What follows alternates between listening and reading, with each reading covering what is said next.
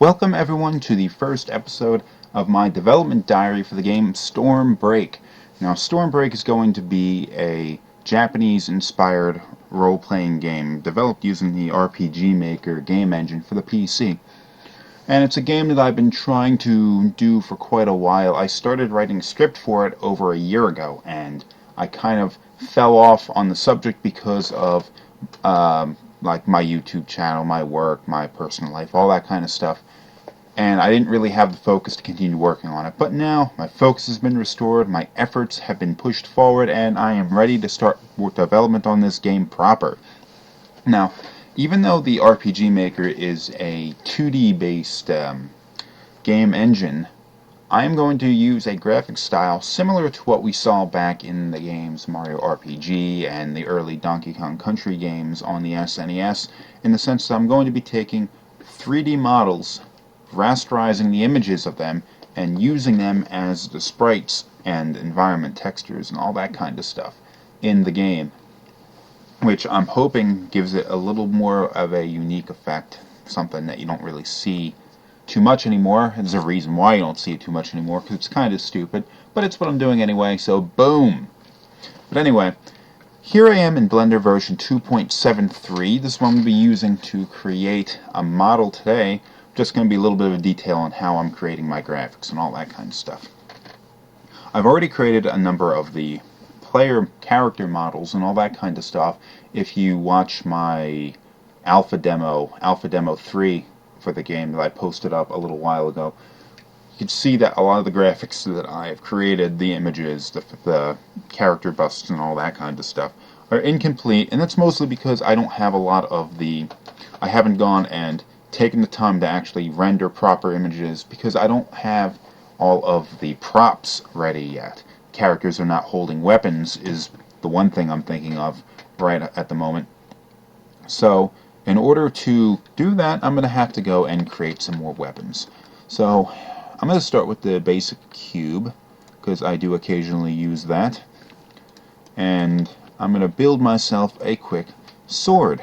Okay, I'm going to delete half the cube so I can add a modifier called mirror. That should make modeling something that has a symmetrical appearance easier. It's too fat for a sword, so let's get this down. Now honestly, the sword itself, the finer details of this thing are not going to be terribly visible, so I don't have to worry too much about a whole lot of detail. What I do want to do is just give it a rather distinct appearance, so it doesn't look overly generic. Okay, I have two parts of the sword. The bottom one's gonna be the hilt, and the top one will be the sword, the blade. Whoops, damn it! I gotta stop doing that. Okay, and I'm gonna extend the top way tall, and I'm going to extend that a little bit more. I'm going to merge all of these together to be the point at the top of the sword. I kind of like the idea of having a forked point, but you know, that's kind of stupid. So I'll merge it together and make it long, like it's something that's going to be used on a person wearing armor. And you know what? Actually, I shouldn't be building the point yet. I should extend the sides out a little bit and have these become the edge. Okay, I'll just merge at center, do the same thing down at the bottom. Bam! Now I can do what I was doing just a second ago. A little bit of a better effect, you'll see. Merge at center. Now notice that instead of, it's got that extra little there, little sharpness. I'm going to extend this out a little bit. Boom! I'll also thin the sword blade a little bit. Give that a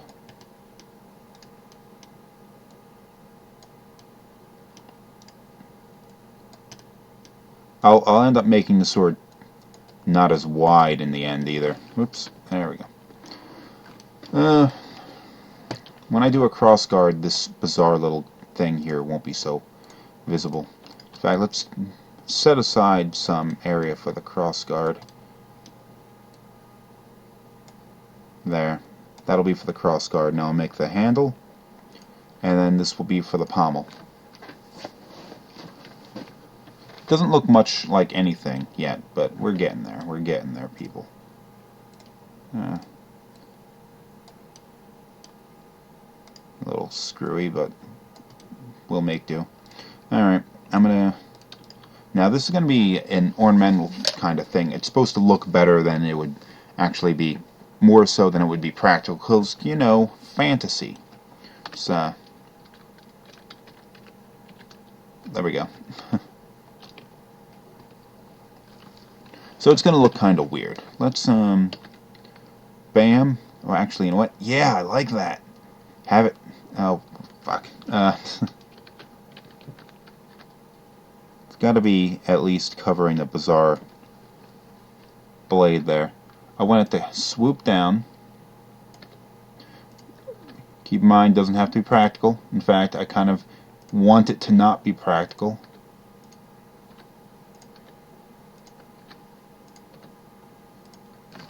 Actually, I'm going to step back a little bit so I can do a couple of little things before I move on.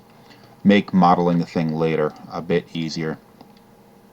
I want to soften these. It looks very cubey right now. So I want to soften that, make it look a little rounder. Get rid of these more angular edges.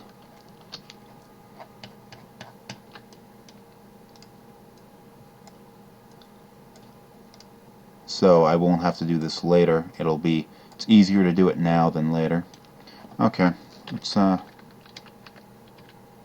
okay. Ah, damn it. I gotta select my faces. Okay.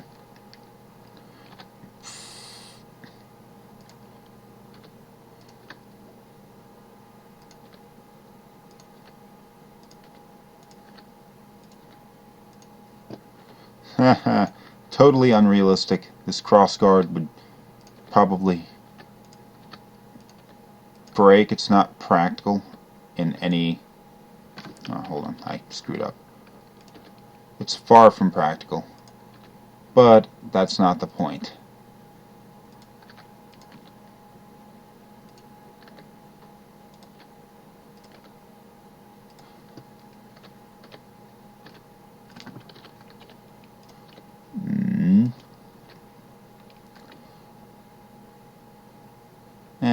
Should I just...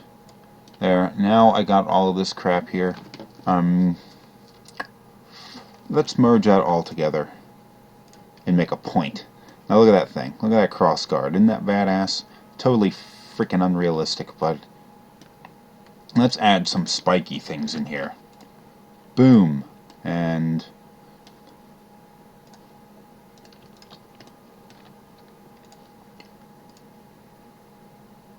spiky thing.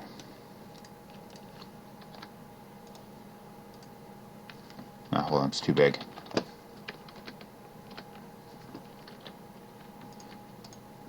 Spiky thing.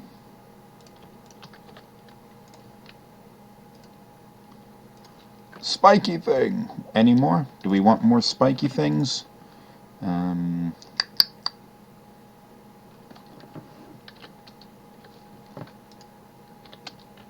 Whoa! Spiky there. Okay, there we go. Add some crazy spikies. Now, there's no friggin' reason at all why these would be on the inside of the blade. It doesn't really make any sense. And inside of the crossguard. Nah, I need one more.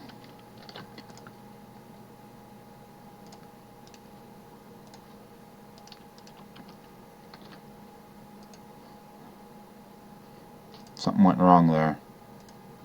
Ah, you know, it's fine. Oh, look at that. Spikies. Spiky, I need one down here. Not that, like, again, and not fine detail in this kind of thing doesn't matter because it's not going to be something that you really notice on the characters, just in the portraits. And I'm not sure I'm even going to ever have a sort of close-up shot on the sword where you can see this kind of detail. But I'm doing the same way because it's kind of fun anyway. So, okay, this blade is ridiculously too wide. I'm gonna thin this thing out way far. Oh, let's freaking... Oh, okay, there we go. Thin this thing out way far. There. And I'll make it longer too, so it's not so ridiculous looking. And the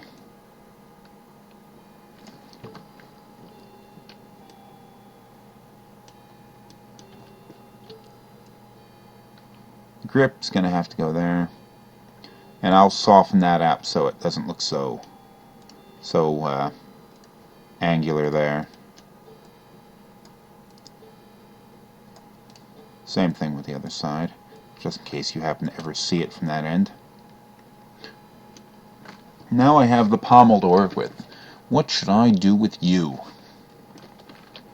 Actually, I do need to. I gotta make this a little bit longer. Make it like a hand and a half kind of sword. Okay.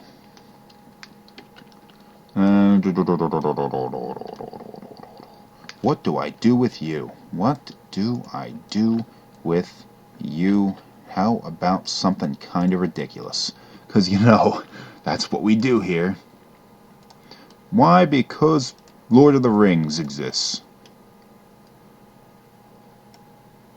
Not that I'm blaming Lord of the Rings. I'm actually blaming, maybe I should blame pretty much every other fantasy source material for the reason why this is going to look so ridiculous. Okay, pommel's a little wide, but you know, I don't think that really matters. I'm going to subdivide the crap out of this so I can do something ridiculous.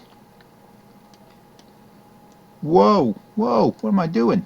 It's crazy, crazy, crazy. Merge at center. Look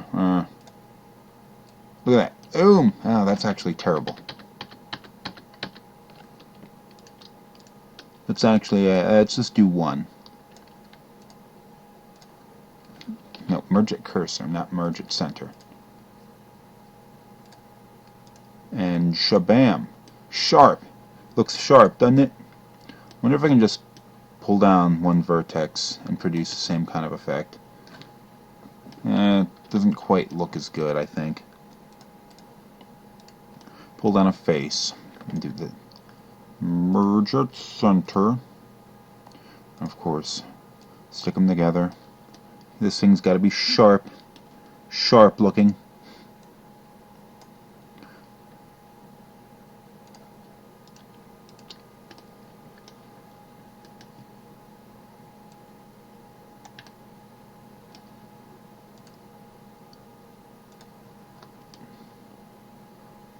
Looks dangerous and kind of stupid.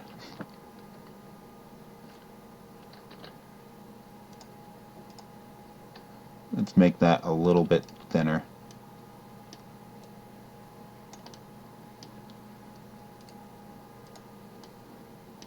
Haha, look at that. Sharp, pointy things everywhere. Now look at that. Bam. It's sharp at the bottom. Now, do I want to add just maybe one,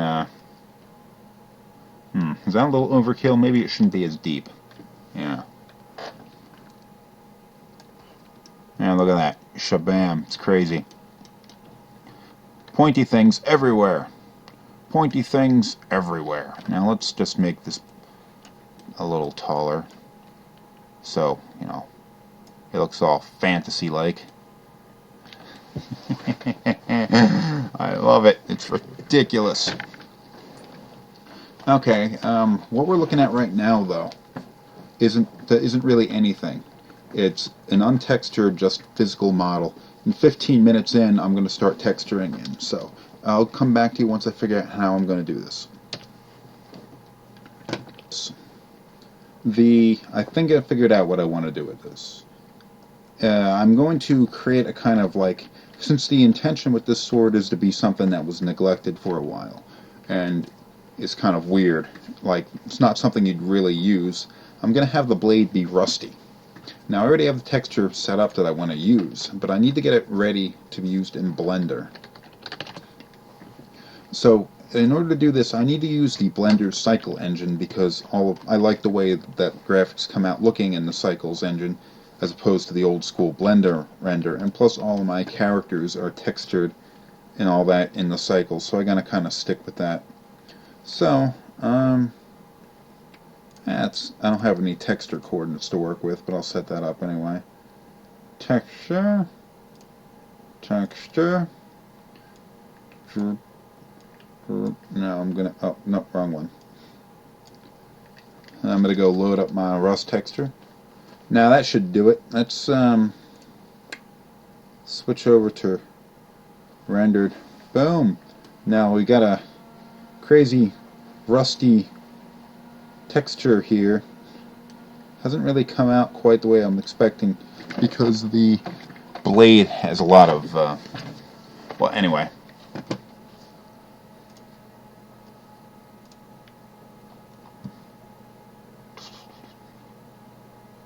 Hold on, I should just make sure that I am, yeah, assign that texture to there.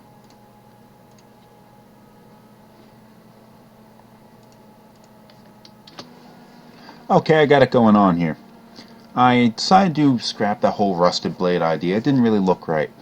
So I added a more sort of stainless steel looking metallic texture to the blade. The crossguard is gold because, you know, that's totally unrealistic, but, you know, it's not real. And both the grip and the pommel I gave the same sort of red, crazy, black and red, terrible painted texture. And this thing is gonna look terrifying in the hands of some idiot who thinks it's a practical weapon. Not that it matters. Okay, I'm gonna go import this into one of my character models and see how that looks. Okay, there we go. Blade is now in one of my character's hands, and honestly, it's the positions of his hands and all that kind of stuff is really no good. I'm gonna have to change all that kind of stuff quite a bit because where the blade is standing in the way of where I need the camera to be. Also, I kind of, now that I'm looking at it in this position, the color of the crossguard is a little obnoxious, so we end up changing that a little bit, maybe darkening it a bit so it's not so obvious before I go and create my final images to be used in the game. But I mean, that's a sword, and it's not the sword I particularly want this character using either. So I'm going to keep working on this, but this thing will definitely show up in the game at some point. So 18 minutes and